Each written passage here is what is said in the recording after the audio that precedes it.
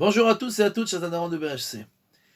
Quand Pharaon pose la question à Yaakov Avinu qui se présente devant lui, quel âge il a, alors Yaakov lui dit qu'il a, que les années qu'il a vécues étaient peu et pleines de souffrances.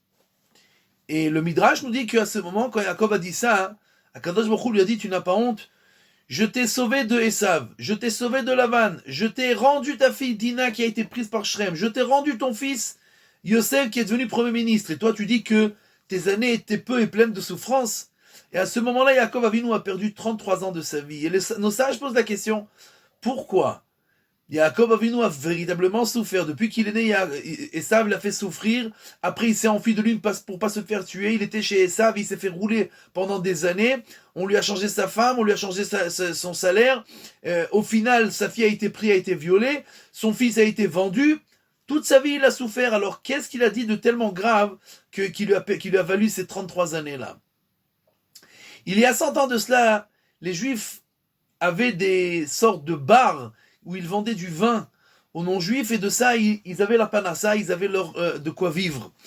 Et un jour, un des Juifs qui payait 2000 roubals au roi de l'endroit, le roi était parti en vacances et il a donné à quelqu'un à s'occuper de tous les endroits qu'il gérait, et quand ce Juif est venu pour payer, alors ce gérant lui a dit que cette année, c'est pas 2000, c'est 5000 roubals.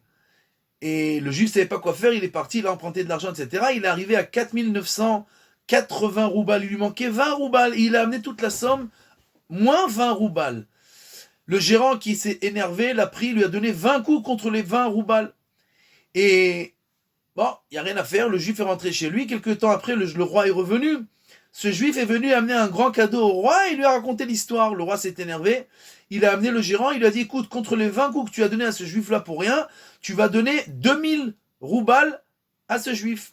La maison de ce non-Juif valait 4000 roubals, et donc on a enregistré dans les registres du pays que la moitié de cette maison-là appartenait maintenant à ce Juif. Ce Juif revient à la maison énervé.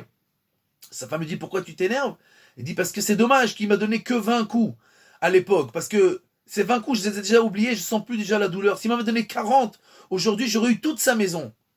Et en fait, nous recevons des coups, des fois, et quelqu'un a posé la question, dernièrement, nous avons dit que tous les malheurs qu'un homme reçoit dans sa vie, toujours ça lui amène du bien au final. Mais il y a des gens qui ne voient pas ce bien-là, qui ne sentent pas, qui n'arrivent pas à comprendre où ça arrive. Et en fait, le bien que nous recevons, comme nous dit le Midrash, Yaakov Avinu, c'est vrai qu'il a souffert, mais ce qu'il a reçu comme bien, c'était grâce à ses souffrances. Le fait qu'il a été sauvé de Esav, c'est parce qu'il a souffert de Esav. Le fait qu'il a été sauvé, qu'on lui a rendu son fils et qu'il est devenu Premier ministre, c'est parce qu'il a souffert, etc.